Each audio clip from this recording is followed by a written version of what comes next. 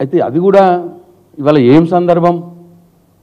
రాజీవ్ గాంధీ గారి జయంత వర్ధంత ఇవాళ సందర్భం ఏమున్నదని ఎందుకంత హడావుడిగా పెట్టడం? ఏంటంటే ఆయన హామీలు ఇచ్చినటువంటి 6 గ్యారెంటీలు 420 హామీల్ని నెరవేర్చలేకపోతున్నాడు కాబట్టి, రుణమాఫీ చేయలేకపోతున్నాడు కాబట్టి, రైతు భరోసా ఇవ్వలేకపోతున్నాడు కాబట్టి, 4000 పెన్షన్ ఇవ్వలేకపోతున్నాడు కాబట్టి, బీడీ కార్మికులకు వృద్ధులకు విడోస్కి 4000 పెన్షన్ ఇవ్వలేకపోతున్నాడు కాబట్టి, ప్రతి మహిళకు 2500 ఇస్తానన్నాడు, అది ఇవ్వలేకపోతున్నాడు కాబట్టి, 2 లక్షల ఉద్యోగాలు ఇవ్వలేకపోతున్నాడు కాబట్టి, ఇవాళ ప్రజల్లో ఉన్నటువంటి అసంతృప్తిని కోపాన్ని డైవర్ట్ చేయడానికి ఇవాళ ఇటువంటి పనులు చేస్తూ ఉన్నాడు. అలా ఏమాత్రం సందర్భం లేదు రాజీవ్ గాంధీ గారి విగ్రహం పెట్టడానికి, ఇంత హడావుడిగా చేస్తూ ఉన్నాడు.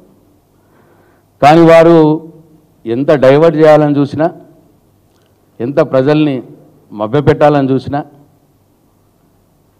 ప్రజలు అన్నీ గమనిస్తూ ఉన్నారు. ఈ కాంగ్రెస్ ప్రభుత్వం మీద, రేవంత్ రెడ్డి గారి మీద కసి తీసుకునే రోజులు దగ్గరలోనే ఉన్నాయి ప్రజలకు. అందుకే మేము ఇవాళ ఏదైతే అనాలోచితంగా కుట్రపూరితంగా కేసీఆర్ గారు చేసే ఏ మంచి పనిని కూడా చేయనీయొద్దు, దాన్ని కొనసాగించొద్దు, కేసీఆర్ గారు ఒక తెలంగాణ ఆత్మని వరుస క్రమంలో లింకు పెట్టాలనుకున్న దాన్ని తెంపేయాలి అని ఒక కుట్రపూరితమైన బుద్ధితోటి ఇవాళ చేస్తున్న రాజీవ్ గాంధీ గారి విగ్రహాన్ని తెలంగాణ తల్లి ఉండవలసిన చోట పెట్టడాన్ని బీఆర్ఎస్ పార్టీ తీవ్రంగా ఖండిస్తూ ఉన్నాం, నిరసిస్తూ ఉన్నాం. తప్పకుండా రాబోయే రోజుల్లో మేము రాగానే తెలంగాణ తల్లి యొక్క